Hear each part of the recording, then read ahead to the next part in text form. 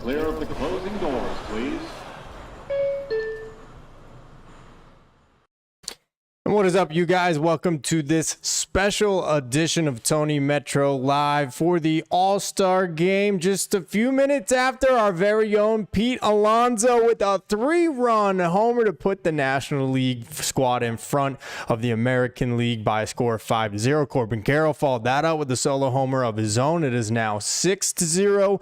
And overall, it's looking like the National League is going to take this one tonight. Not something they have done very often over the last 15 years or so, which I've always found very surprising considering how good and talented the National League is as far as individual players, even more so in recent years. But the National League putting it to the American League today, and I have no complaints about it. Always fun to see your league win. I mean, obviously doesn't have any meaning other than bragging rights. At the end of the day, the league that wins the World Series, I think, has even more significant bragging rights. This is, of course, after the years where it determined home field advantage for the World Series, which always added juice to the All-Star Game, made it a lot more intriguing for sure, but was probably not fair when a guy who was his lone team representative playing from, I don't know, the Colorado Rockies or the Cincinnati Reds or the Pittsburgh Pirates, just name any team that was that would never make the World Series,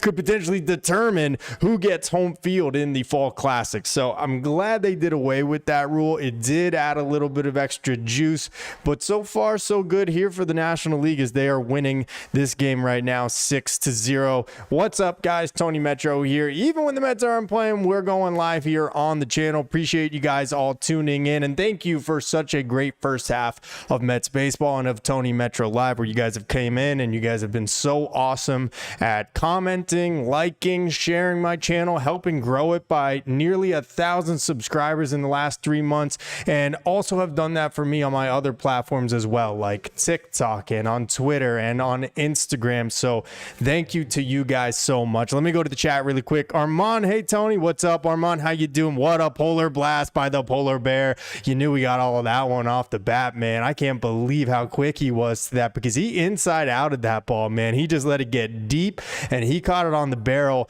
and put it out to right field.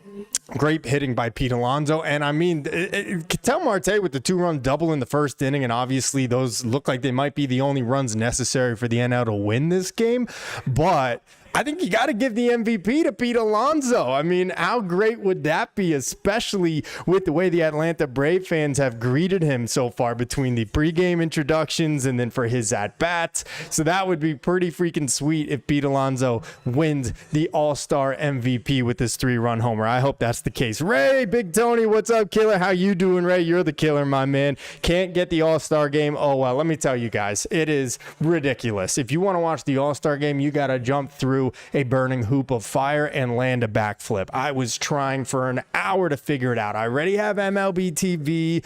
I got, somebody's cable login that I'm with. I'm trying to put it all together. They have made it so difficult to watch the All-Star game, and yet Major League Baseball continues to say, let's grow the game. All right, well then how about you stop making it so freaking impossible to watch the actual game? That would probably be a good idea, don't you guys think?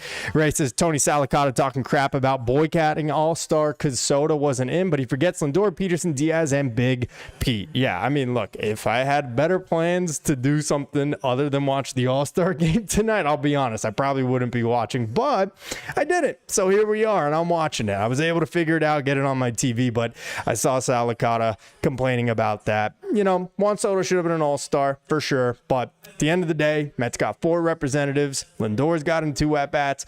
Pete's got in 2 at-bats. Had the home run. David Peterson able to work out of a little bit of a jam for a scoreless inning, so that was really cool to see for his first All-Star appearance. So I'm happy with what we have gotten so far to this point. Ray says, Pete smashing in Atlanta, sweet, right? Tomahawk chopped their ass. I love it. I love it. Yeah, those Atlanta fans were not super kind to him when he came into the game or even during pregame introduction, so I'm glad Pete was able to quiet them a little bit. They must feel torn. Do we cheer for this because it's a National League team? They're technically our home team with Pete on it. I don't know, but whatever, man. I love it. But guys, thank you for being here. quickly want to just unveil some exciting news that I think you guys will really enjoy. It is a little thing that I was able to put together here pretty quickly, and I think that you guys are really going to be happy with how it all goes. I hope so, at least. But I was able to pull some strings here. And I'm really happy to announce that tomorrow we will be having a very special guest on the show, somebody who we are going to talk Mets trade deadline with, and hopefully get a better idea of what the team's plan is. We know the Mets are obviously playing good ball, half a game behind in first place, but there are definitely some areas that need improvement, some additions and upgrades, and this guy is in the Mets locker room on a near daily basis. He covers them almost pretty much every single day in person. So really excited to announce that I will be having Will Salmon of The Athletic as a guest tomorrow. He is going to hop on with me here, and I'm going to be able to talk Mets trade deadline plans with him. We're going to have about a half an hour conversation. I don't believe we're actually going to do it live. I think instead what I'm going to do is quickly turn it around so that I can do some editing to it, make sure that everything is all polished and good, and then I'm going to have it released. And the hope is that by 7 p.m. tomorrow we will have a premiere right here on YouTube on my channel.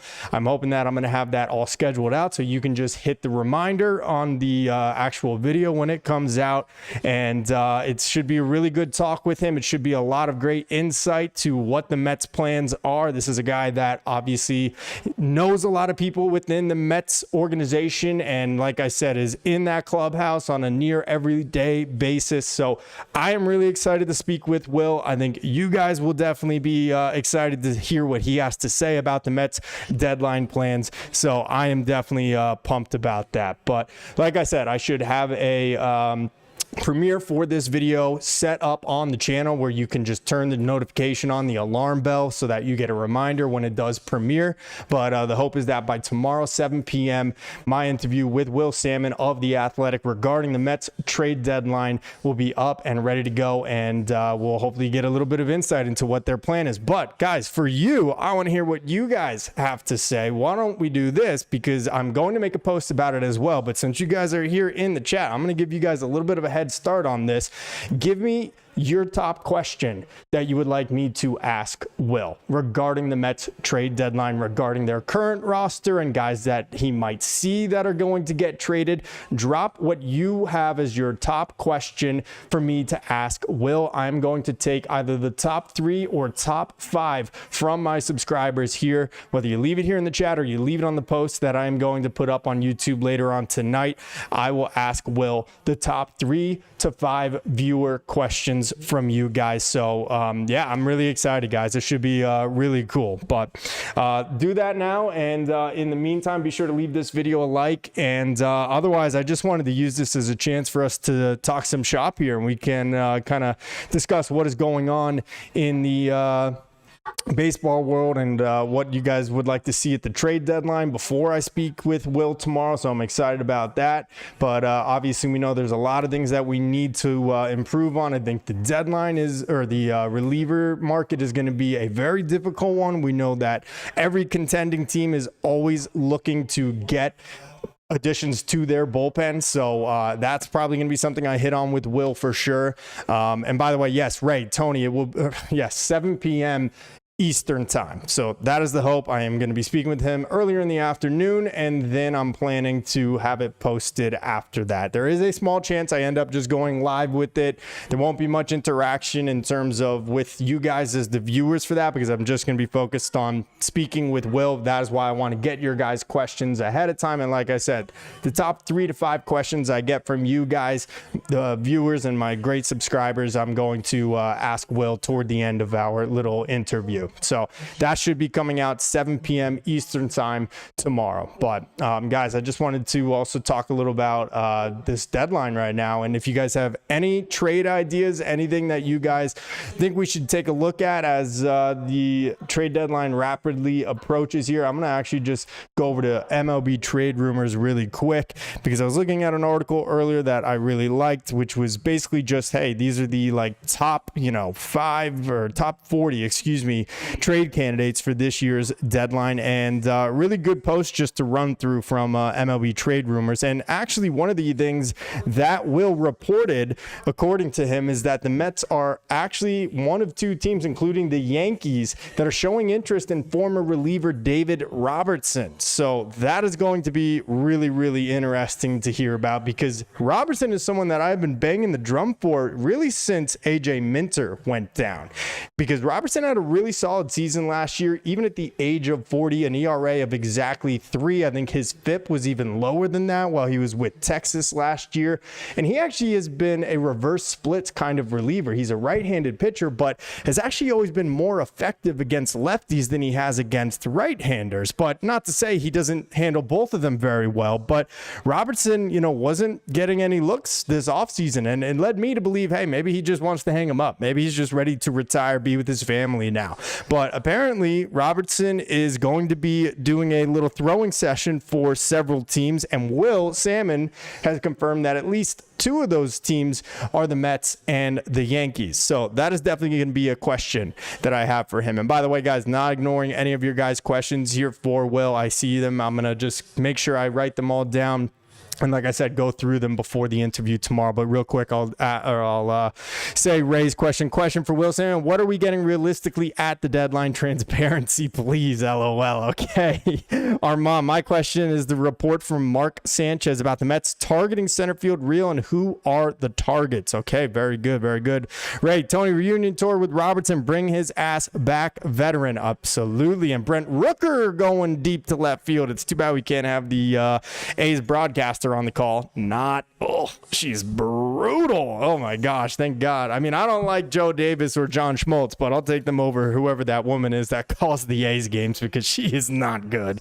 Brent Rooker with a 3-run yard bomb. She doesn't even know what she's got to think a little more before she speaks. I think that's her problem.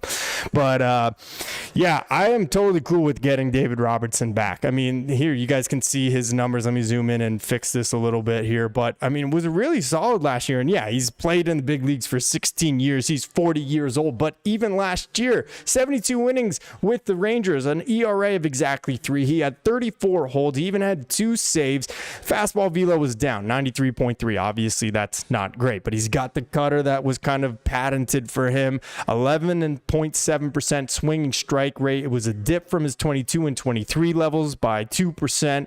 But overall, I mean, he's falling in line with what he did for the rest of his career at 11.8% as recently as last year. So I was always thinking, why don't the Mets call David Robertson, especially after they lost AJ Minter? But anyway, that is something I'm definitely going to be asking Will about. But the bullpen overall, and yes, center field, like you asked, Armand, and that is actually why, if you could see when I was showing you the graphic that I have made up for the thumbnail, it is featuring 2 guys. It is featuring David Bednar, the closer for the Pittsburgh Pirates, and center fielder Cedric Mullins. The reason I did that was because you have to figure they're definitely in on some bullpen names, and then you have to figure they're in on something for center field or third base. I think the Mets are probably leaning more toward getting a center fielder, and I think it's basically down to Cedric Mullins or bust at this point, because Jarren Duran is not getting traded. Newsflash. The Red Sox have won 10 games in a row. They are back in the race. They are red hot.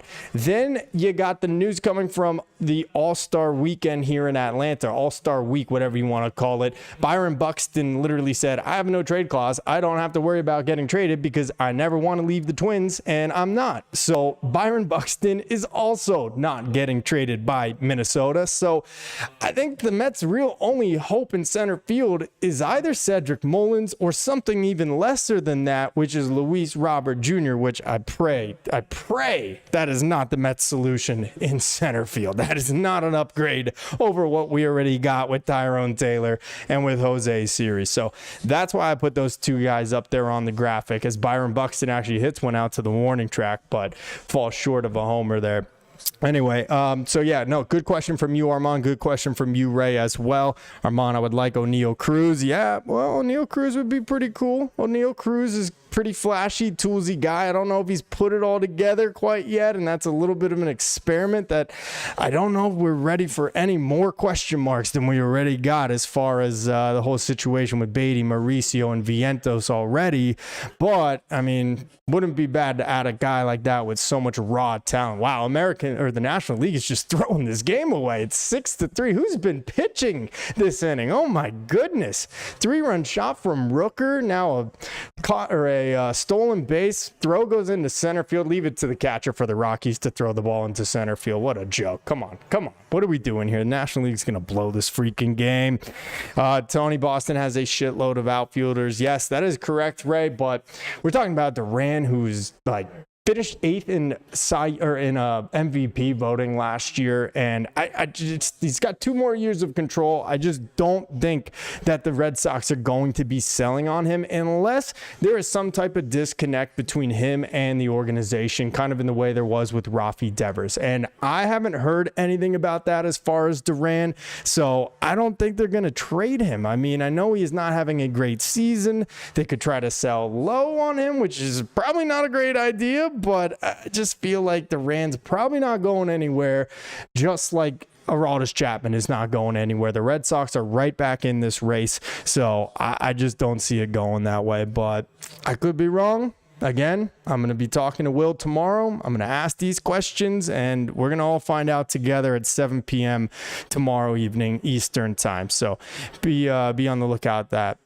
So why surprised Duran has not moved? Yeah, I mean, like I said, I just don't think, I mean, dude, the guy finished 8th in MVP voting last year. He was looking like he was going to be the new star of the franchise, the face of that franchise. And even though it's been a down year, he still has 2 more years of control. So number one, Boston would be asking the moon for him. And it just wouldn't make sense, even when he's having a pretty disappointing year for them here in 2025, to take away a guy that still has MVP potential from what they're hoping to be a second half run for them to get into the playoffs. So I just personally feel that it's not going to happen. Oh my gosh, look at this. Now Matt Olson with an error at first. Oh, you hate to see it. Oh, Matt Olson, what are you doing in front of your home fans? Boo this man.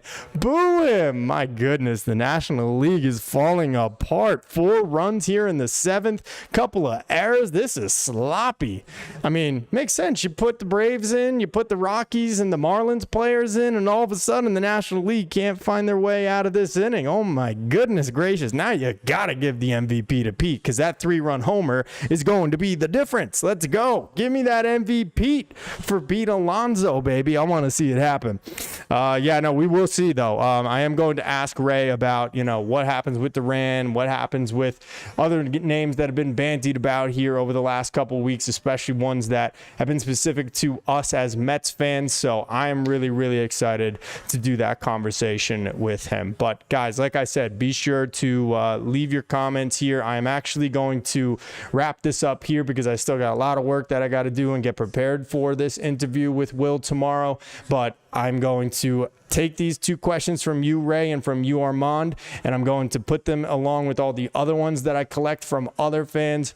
And we're going to do the top 3 or 5 questions for him at the end, kind of a rapid fire thing, see what he has to say on all those things. But guys, thank you so much for tuning in. As always, really appreciate it. We are going to be back with a post-game recap on Friday, but still going to be tons of content this week. The Will Salmon interview tomorrow. Thursday, we'll probably do a live stream at night or something along those lines. And then, of course, the post-game recap on Friday as the Mets begin the second half with the Reds. I will be going to David Wright jersey retirement day on Saturday, and I will also be attending Sunday's series finale with Cincinnati as well. So if you guys are going to happen to be at Citi Field on either of those days, hit me up. Let's see if we can make something happen. I'm all about it. We could do the tailgate idea that we had from the other day. We could do just a quick meetup and, hang for a little while.